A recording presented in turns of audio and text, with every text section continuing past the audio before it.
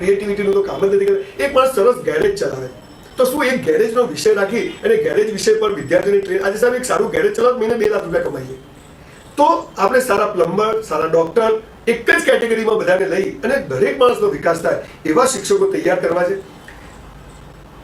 અંગ્રેજો જે પદ્ધતિ મૂકી ગયા તેમાં માત્ર નોકરિયાતો પેદા થવાના, ગુલામો તૈયાર થવાના।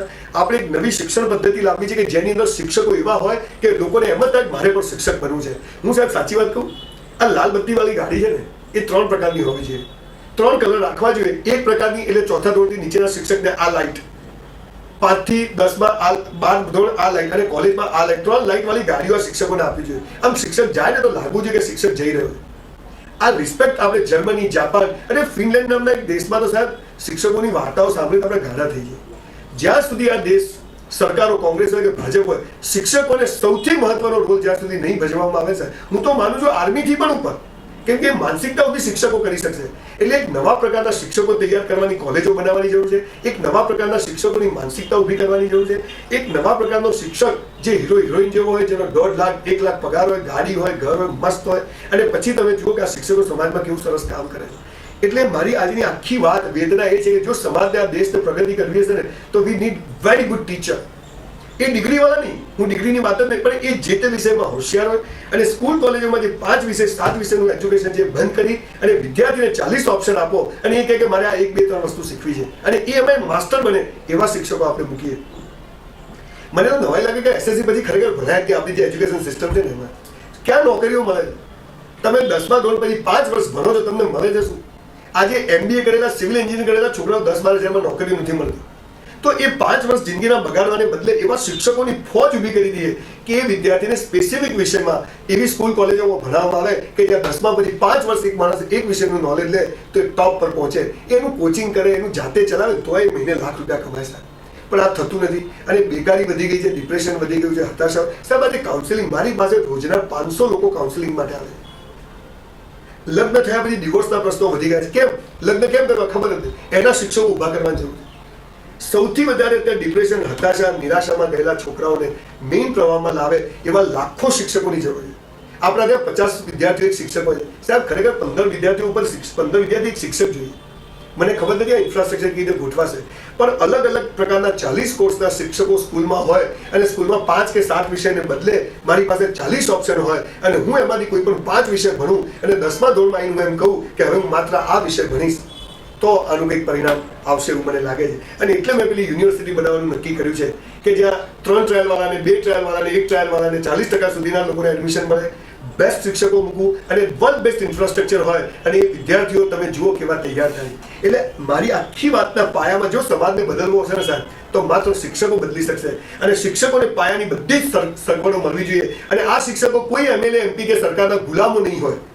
જે શિક્ષકને ગુલામ બનાવી દીધો છે ને કે સરકારી ઓફિસરો આવે, MLA, MP એટલે લાઈનમાં ઉભા રહેવાનું, લોકો કેદી હોય એમ શિક્ષકો પરેડમાં ઉભા હોય, મને આ સમજાતું નથી। આપણે ત્યાં તમે જુઓ સાહેબ, પટ્ટાવાળા બનવું હોય કે શિક્ષક બનવું હોય તો SSC 12મું પાસ હોય, પણ MLA, MP બનવું હોય તો એમને ચાલે અને એ જ્યારે આવે ત્યારે પેલો શિક્ષક લાઈનમાં ઉભો હોય। આ આપણી બહુ દુઃખની વાત છે।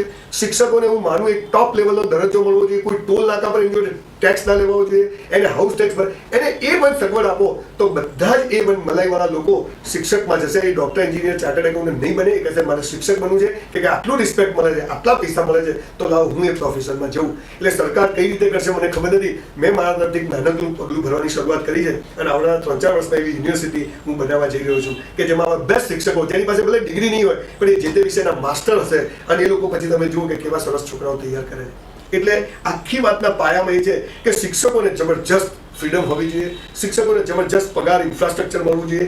સામે એ શિક્ષકે પરફોર્મન્સ બરાબર કર્યું છે, એ છોકરાઓ નક્કી કરશે, એ વોટિંગ કરશે અને છોકરાઓ નંબરને નામ લખે, ચિઠ્ઠીઓ પર માર્ક્સ આપશે અને એવરેજ ના આવે તો શિક્ષક સસ્પેન્ડ, એ કોઈ કોર્ટમાં નહીં જઈ શકે। એટલે એવું નથી કે પગાર આપી દેવાથી બધું સુધરી જવાનું, પણ BEd પ્રી-PTCની સાથે 40-50 કોર્સના લોકો તૈયાર કરીએ, લાઇબ્રેરી અને જીમમાં લોકો તૈયાર કરીએ, ફિટનેસ અને વાંચન પર મહત્વ આપે એવા શિક્ષકો સ્કૂલમાં ભણાવે।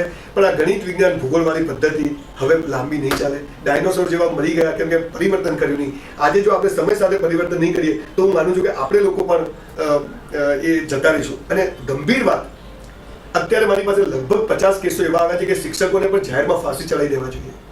એ છોકરા છોકરી જોડે બહુ જ ગંદુ વર્તન કરે છે, જેના કારણે છોકરા છોકરીઓ સુસાઇડ સુધી પહોંચી જાય છે, એ બોલી શકતા નથી. આવા શિક્ષકોને ખુલ્લા પાડવા માટે પણ એવા બીજા એક શિક્ષકોની ટીમ હોવી જોઈએ કે આવી ફરિયાદ જ્યારે એમની પાસે જાય ત્યારે આવા શિક્ષકોને જાહેરમાં કે જે કોઈ પણ છોકરા છોકરી જોડે કોઈ પણ પ્રકારનું દુષ્કૃત્ય કરે કે કોઈ ખરાબ કામ કરે તો કોઈ કેસ ચલાવવાનો નહીં અને એને બરાબર એની સજા મળે તો એકદમ પવિત્ર લોકો આ પ્રોફેશનમાં આવશે અને શિક્ષણનું જે સ્થાન કૃષ્ણ સુદામા વખતે હતું, વશિષ્ઠ મુનિ વખતે હતું, એ ફરીથી પાછું આવશે. એટલે ફરીથી હું એક કહું છું કે શિક્ષકોને આલા ગ્રાન્ડ ફેસિલિટી આપીએ, એક્સલન્ટ શિક્ષકો તૈયાર કરીએ તો ઉપરથી જ્યારે મસ્ત લોકો હશે ત્યારે મલાઈ તો નીચે મસ્ત નીકળવાની છે. નોકરિયાતો બનાવવાનું બંધ કરી અને એન્ટરપ્રેન્યોર, બિઝનેસમેન, જે તે વિષયના એક્સપર્ટ તૈયાર કરીએ, એવા લોકો આપણે તૈયાર કરીએ તો મજા આવે. આજે તમે અમદાવાદ શહેરની જ વાત કરો, કેટલી સંગીતની સ્કૂલો છે, કેટલી ડાન્સની સ્કૂલો છે, કેટલી નાટકની સ્કૂલો છે, કેટલા સ્પોર્ટ્સ કોમ્પિટિશન, કશું નહીં. અને સ્કૂલો 5000 સ્કૂલો છે જ્યાંથી બધા દિવેલ પીધેલા બહાર પડે. ફરી એકવાર સરકારે ઉત્તમ શિક્ષકો તૈયાર કરવાનો એક સિલેબસ તૈયાર કરી, ઉત્તમ શિક્ષકો 5 વર્ષે બહાર પડે અને એ એના વિષયનો નિષ્ણાત હોય, આવા લોકો તૈયાર કરીને વિદ્યાર્થીઓ વચ્ચે ભેદભાવ ના કરે. જેને જેમાં શોખ હોય મજા. હું ગણિતમાં ડોબો હું, મને શિક્ષક એમ કે તું ડોબો છે એટલે મને ગ્રંથિ થઈ જાય હું ડોબો છું.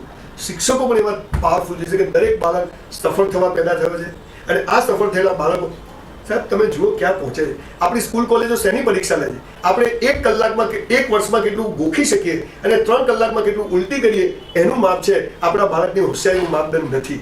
એટલે મા બાપોએ પણ બાળકોના કાન ખેંચવા ના જોઈએ, ગાડા ના કરવા જોઈએ. ભણો ભણો ભણવાનું છે. 10મા ધોરણ પછી જો 70-75% ઉપર ના આવે ને 80 તો ભણાય જ નહીં આગળ. એટલે મા બાપોએ પણ થોડું ચેતવું પડશે. આ કોઈ લાંબી પ્રોસેસ છે, સમય લાગવાનો છે, પણ હું એવું ચોક્કસ માનું છું કે એવો સમય ચોક્કસ આવશે કે જ્યારે સ્કિલ્ડ ડેવલપમેન્ટ, માણસની અંદરની ક્રિએટિવિટી બહાર આવે એવા શિક્ષકો તૈયાર કરી સમાજમાં જો મૂકીશું અને ત્યાંથી આ નોકરિયાતોને કારકુનો તૈયાર કરવાને બદલે વર્લ્ડ બેસ્ટ લોકો ઓલિમ્પિકમાં જાય, દુનિયાભરમાં જાય અને જે તે વિષયના નિષ્ણાત બને એવા લોકો આપણે પહેલા એમેઝોન, ગૂગલ, યાહુ, વોટ્સઅપ બહારના લોકો જ બનાવે, આપણે બનાવતા જ નથી કે ક્રિએટિવિટી નથી. અહીંયા ગોખણી ઉપજ્યા છે. ગોખો ઉલટી કરો તમે ડોક્ટર, ગોખો ઉલટી કરો એન્જિનિયર, ગોખો ઉલટી કરો ચાર્ટર. ક્રિએટિવિટી ક્યાં? વકીલોમાં શું? કલમો ગોખી મારો, કલમો બોલો, તમે વકીલ. અને એટલે જ બધા દિવેલ પીધેલા ફરે છે. ક્રિએટિવિટી હોય ત્યાં માણસ જીવતો થાય. એજ્યુકેશનની સાથે સાથે 50% ભાર ક્રિએટિવિટી પર આપીને ક્રિએટિવિટીના શિક્ષકો ઊભા કરીશું તો ભારતનું ભાવિ મસ્ત પેદા થશે.